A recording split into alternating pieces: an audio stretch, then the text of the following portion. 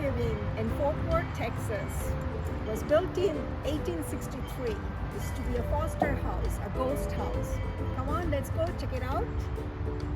Tree of this foster house was a two-story log house, dates back in 1850s. Originally was built by the Brothers Rigger in Port Sullivan, Texas, now a ghost town. It was the grand cotton plantation home of the Foster family. In 1857, letter to the family comments that this was the finest log house in all of Texas. See a black cat. Wow.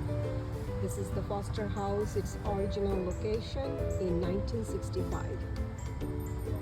Interesting. The museum, the Irish general store of the log cabin. Look, beautiful bird. Look at so creative. Beautiful, right?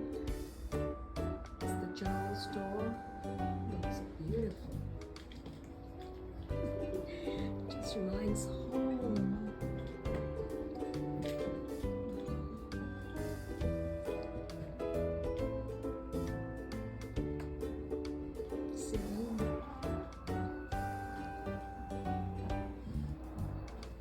The store inside the log cabin. I just bought something very cute.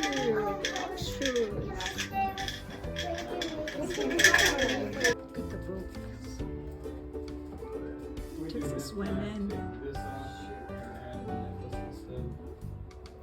Black Indian slave narratives. Very nice. Hi everyone, I'm inside the log cabin store. You see so many different types of books, gifts,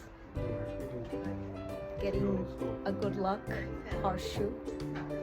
Nice, right? I'm talking about it not happening. Candle restore lives. Follow angels, follow the doves. It's a skill. I know, I can figure That Here's my lucky horseshoes. it. Log Cabin Village, Fort Worth. Look at this. One more invention. Wow.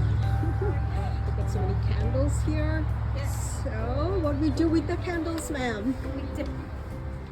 So, here's your candlestick. Here you Go. So most of the candles were made of tallow fat. Mm-hmm. Tallow was just a stinky animal fat Mm-hmm. that they would have used. Usually, oops, you okay? Usually if you use a culvert pot like that one over there, Right. you would heat up the fire, Mm-hmm. and then usually these are all the various stages that the candles are in. Right. So this is like, you needed 500 cotton braided strings, but this is like 10, 20, or I'm sorry, 20, 50, sorry. So, yep. So they would dip all these and then have a cord that ran across. So it took about 20 minutes in between a drip of a candle. Wow. So, what do I do with this candle right now? You could put it right in the, So, I just put it there. Look at this. Amazing. Wow. Yep. And now, that's it. that's it. So I have the candle in yellow, Yep. which is my favorite color. Such a luck. Yep. Wow. Was the candle making in 1850. I've showed you, and she showed in the log cabin village, Fort Worth, how to make this yellow candle. Amazing, right? Very historical. Inside, all the smell of the woods. Tom's Skin cabin. They're the one that used to live here. If you want to stay close to the nature and have peace in your soul, this is a place to be. Prepare yourself so that you can be having peace and harmony in your soul. This is dressing Matilda. Yeah, she's wearing drawers, stockings, and boots. Wow. And then a chemise, corset cover under the petticoats. Mm-hmm. And then corded petticoat, which is the final layer, and then her undersleeves, which are these. Wow, so many layers. Yep. How do I look in this dress? Beautiful, right? Yep.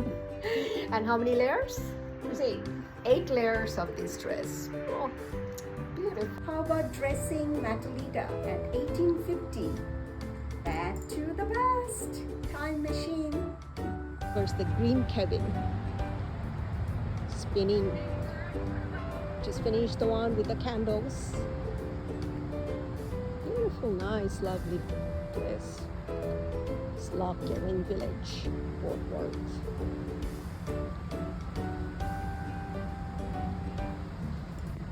Here, and you see where it was 1850 to 1860. Comes back, right? Cabin Village, Fort Worth. Just another place to spend your time with serenity, calmness, and peace. So many cabins here. I just showed you the history of making the candles, and also the history of this cabin. Used to be a foster house, a ghost house. Wow.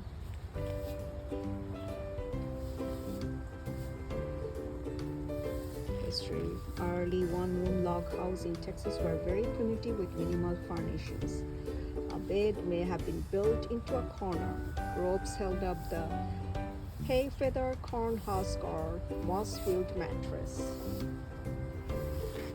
So, inside this cabin, see what we have.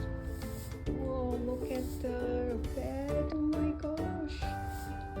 Such beautiful work. The hat. Oh,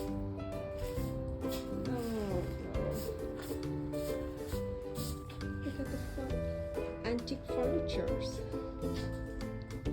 Hello, how are you? Well, I'm fine. How are you, sir? Good, you giving somebody a tour? Yeah. Nice. This one here.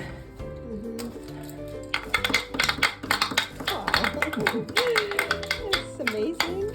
Oh my gosh, this is so beautiful. It's like a puppet show, right? Exactly. So those were the toys the children would have played with. A lot of toys that were handmade, homemade toys. Right. And we have the children dress up over here, put on some bonnets and aprons.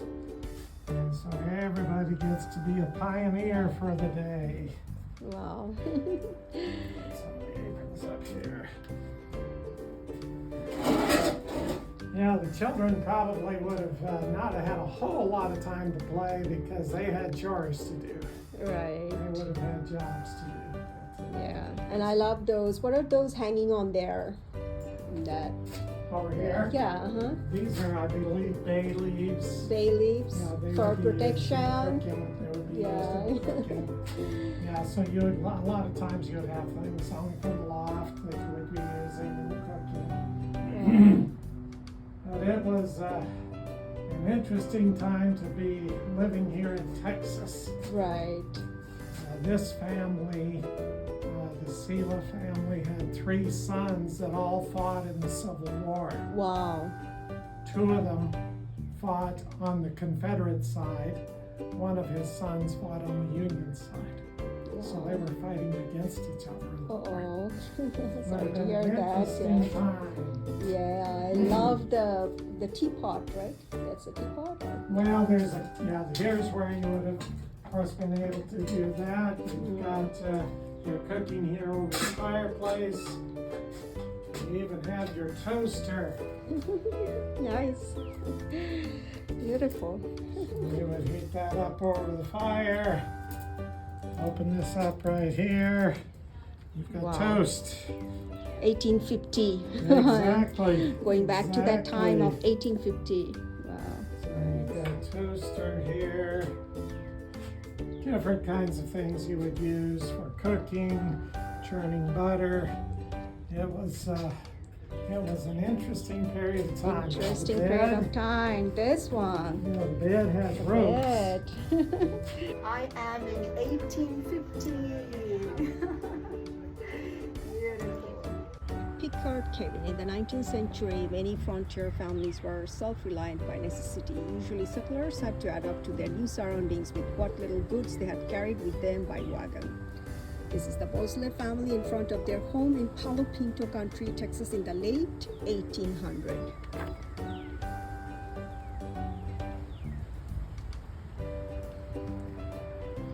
This is the cabin. Hello, hi. Welcome. So we're gonna learn how to make Lots of stuff. lots of stuff. This one we've got thread and Right. yarn and cloth, Right, and you can turn that into all kinds of stuff. right. This is the The- cotton. It's all full of seeds. Wow. For cotton, you need to pick it and take it to the cotton gin to Right. remove the seeds. What you get back is tangled. So you're going to have to brush your tangles out with the carding Wow. paddles. It's kind of the same thing for the sheep. You give them their haircut. Right. They don't brush. You got to brush that out. So you're taking pieces of that and brushing. Right. And of course, linen is its own process, but if you have the fluff going all the same direction, it's just a matter of twisting the fibers together. Very amazing. And spinning wheel does this better than fingers does. Yeah. But thread, Done. the most basic. So, the spinning wheel. This is one in a design from the 1800s. Not like the fairy tales in the 1200s. So, foot power. Pushes that fiber together.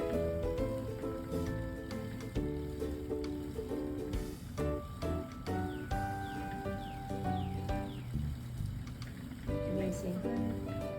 It's So amazing. under the table. I have a lazy Kate that holds 3 spools. Right. I can take thread from the top, middle, and bottom and spin so that those twist together and make yarn. So I'd have a 3-ply yarn. Teach the kids how to knit. Teach the kids how to crochet. We'll have to keep those hands busy, Right. and we'll have a whole basket worth of socks to sell. So we can take all of that. Spinning cabin. And right in front of the cottons, all the machines I just showed you. I am in 1850. Back in the past, but past makes who we are today. All this creation made us today to be successful. Towards the blacksmith cabin. And also the herb garden, which is my very favorite. I can already smell the herbs. This is the blacksmith shop. By the 1870s, Fort Worth had 17 blacksmith shops. Blacksmith shop or smithy, with his cast iron forge and hand crank blower, represent a general blacksmith shop of the late 1870s. And this is how it looks.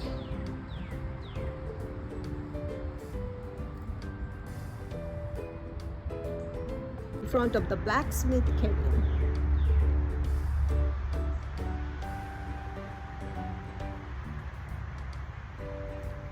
This is the cabin looks like. Wow. Very nostalgic smell already. So what are you making? I am trying to recreate something that I did not make. I'm trying to make this. Wow. I did not make this one, but I'm gonna see if I can copy it. Wow. Yeah. Fabulous. Yeah. Are you familiar with blacksmithing at all? Not that much. Oh, okay. Well, during the time period that we're representing here, blacksmiths are gonna make things for your kitchen, things for your animals, Alright. tools for your garden. Put a big Wow. wooden handle on this. Yeah. So everything's made out of iron. And it starts in the forge here. This is where it gets heated up. Mhm. Once the iron's heated up, you work it on the anvil. So Right. I can shape things here on the curve of the horn or the edge of the face. And there are hundreds of tools that fit into this hardy hole for cutting, bending, shaping, whatever I need to do. There's a smaller hole on top called a Pritchell hole for hot punches. So let's say you're making a hinge for a door or a gate, you need some holes. Heat up the iron, lay it flat, you can punch a hole now. If you need a bowl or a spoon, swedge block is for concave shapes. So it's about the tools that you have. It's all about the tools that you have. But it's also good for blacksmiths to have a little bit of creativity, some imagination, especially during the Civil War. It's going to be really hard to get some fresh iron. So you're going to repurpose, recycle things. So here's a good example. This is another kind of fork, but it didn't start out as a fork. Can you tell what it used to be? No. Oh gosh. Oh my gosh, horseshoe, my favorite, my lucky Yes. one. Yeah, so your horse might be done with this, but you're not. Right. You're going to turn it into something else Wow. that's useful. Right. Clever, right? There were female blacksmiths. Mhm. The U.S. Census in 1890 names 58 women blacksmiths in the Wow. country. And it's a pretty safe bet there were plenty before then too. It's just up until 1890, occupations were only listed for the head of the household. That would have been the man. So we are well represented. So let's see if this is heated up a little bit here. You can see it changes color as it gets hot, and that's giving me important information, tells me what the temperature of it is. So I'm just trying to sharpen, not sharpen's kind of a big word, but narrow out for the fork.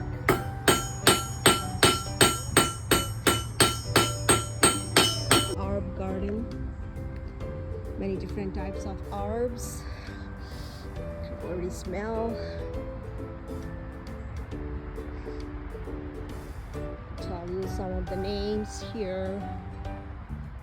This one is called curry plant, basil, oregano, stevia, sweet, oregano mahara, and then I also have sweet marjoram, peppermint, catnip, purple,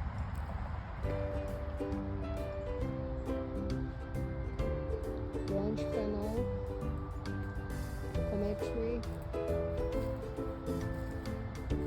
lemon, verbena, sage,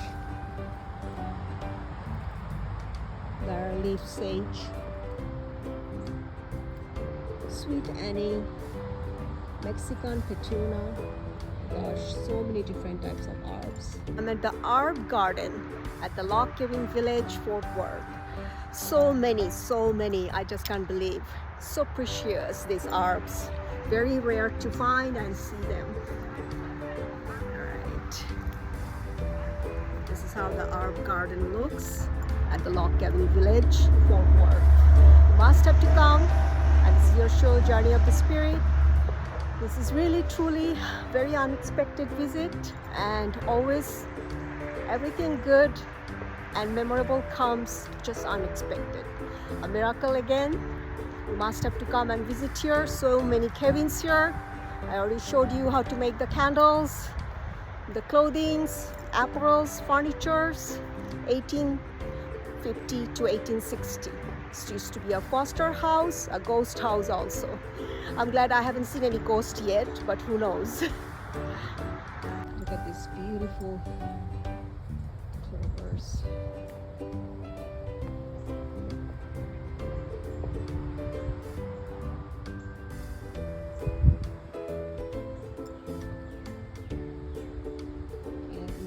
And more herbs here. Let me go go to the other side. It's a huge herb garden. Another type of herb. See, it has a yellow flower. Beautiful, right? It's called Colombian Aquilegia vulgaris. Nice.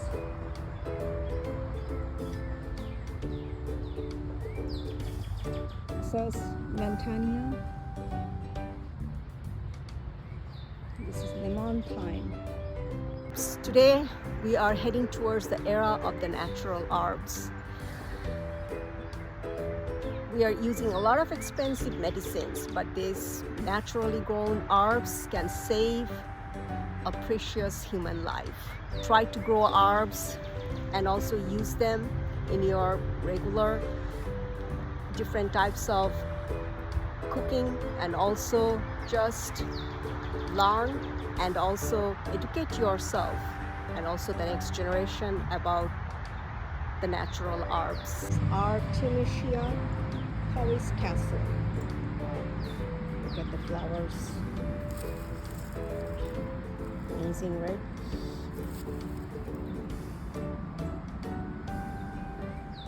Planted and maintained as a public project by the Greater Fort Worth Herb Society, established 1992. I'm at the famous herb garden, which was established at 1992 by the Fort Worth Herb Society. Just have to say, so many different types of herbs. Herbs are becoming the essential part of our life and well-being. We can buy so many expensive medicines, but this one simple herb can save your life. The log cabin village at Fort Worth was simply spectacular, especially the herb garden and the blacksmith. All together is just simply taking me to those period 1850 to 1860. The lifestyle, the culture of Texas really speaks every part corner of this cabin village. Another log cabin. Look at the wooden carves. Shaw cabin. This one is called Shaw cabin. The smiling equipment in this cabin was originally manufactured around 1860 and was in continuous use until the 1930s. The Shaw cabin has many uses. First, it was home to the Shaw family. Later, it served as a bunkhouse and then as a storage barn as a picture abode. In the 1960s, it was moved to Log Cabin Village, where it was converted to gristmill in the early 1970s. Amazing.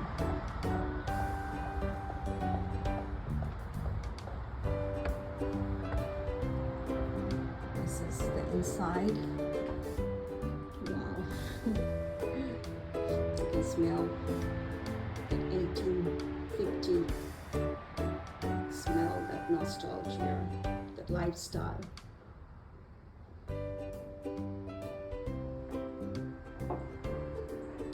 Hi everyone, this is the time machine, time to the past. This is 1850. The log cabin villages of 1850 at Fort Worth really took me to back to that time machine, and cherish and remember those days of Fort Worth, the lifestyles. Time is the essence of life, and time never dies, including our memories, everything we create that just lives for the next generation. The herb drying shed. So many different types of herbs. Forja Santa. Wow, you see, this is the drying shed. This is the way they used to dry them.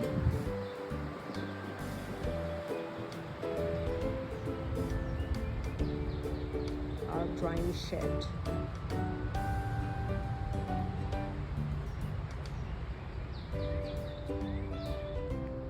So many different types of herbs.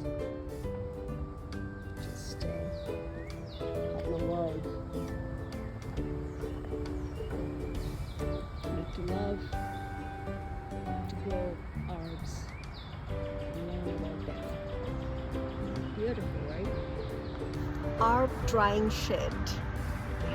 I love herbs. I don't know about you all, but nowadays we can mix these herbs in our cooking, in our smoothies, in our water, in our teas. It just will nourish and completely rejuvenate your body, mind, and soul. Try to grow and learn about herbs. Do not depend on very expensive medicine. These herbs are very easy to grow. You don't have to invest that much, but for the future of your overall health, this is simply miraculous.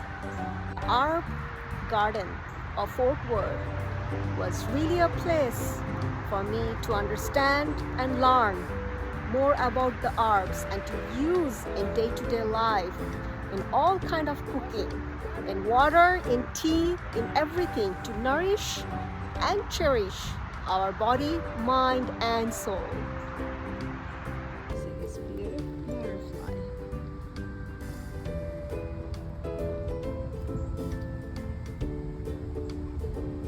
You can also see one of these chairs. One more cabin. Let me see which one it's about. I see some red chili. Spicy.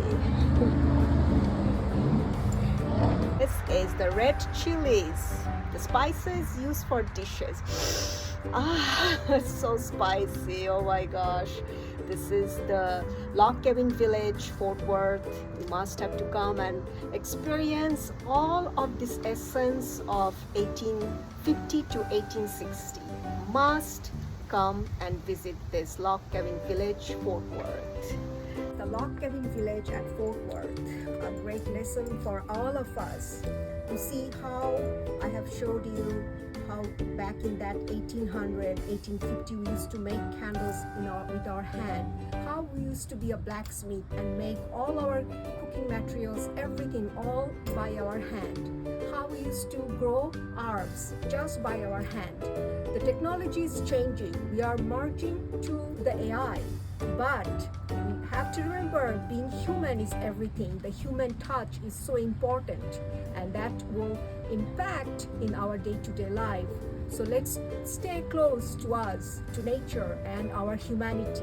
That reflects this Fort Worth log cabin village is a great lesson for all of us to be a human and also have our human touch in our day-to-day life, technology, and all aspects of life. This is where we give the children a chance to Play. pretend to plant a garden here. Oh my gosh, it's a playground. Put some carrots in, Oh, and to see? come and they can dig up some potatoes. You can grow your They own get vegetables. An idea that vegetables didn't always come from the store. Sometimes Right. they came from the You garden. can just grow. Mhm. And then some eggs too, right? Yeah, and over here is And where you can also grow your own egg. you would have chicken. gone into the chicken coop and been able to gather the eggs from the chickens, and you've got eggs. And if you don't gather the eggs, you're going to get more chickens. See, that's also amazing. Nowadays, we depend so much on technology and machines. Everything is machine made. But in this log cabin village, we saw that back in those days, the children used to learn how to grow vegetables, how to raise chickens and have own eggs, how to make candles, how to make your own, tops, blouse, dress, everything. So depending on the machine and technology is good, it's advancing, but we also have to remember that being a human, we can never remember our human touch is also very important, like the Midas touch. How would you like to sleep like this? I'm already sleepy, especially the smell of 1850 and all these handmade fabrics. It's just making me so much closer to nature and peace. Today's world, as we emerge into different type of technology and innovations, robots and AIs, this is what we need to go back to the past and understand that being a human, how powerful we were, how powerful was our hand, our touch, our inner soul. We could have made everything and conquer everything and still live a very happy, peaceful life. So technology is important, but not too much depending on that, because we have to understand that we have to go back to our own soul, our own serenity and peace. And they see this, they are amazed because it just allows them to be able to do something without technology. You know, I mean, and it had its own form of technology, obviously. But that's the thing that I've always been impressed here is how children who, you know, have the tablets and the cell phones and the computers still come here and a smile on their face when they see that little dancing doll. Right. Today's world, we see children always playing with the iPads, the MacBook, you know, their phones, iPhones. But back those days, children used to play like this. That was much more fun. So sometimes we have to understand that technology is not everything. We also have to understand the creativity from our own soul and from our own hand.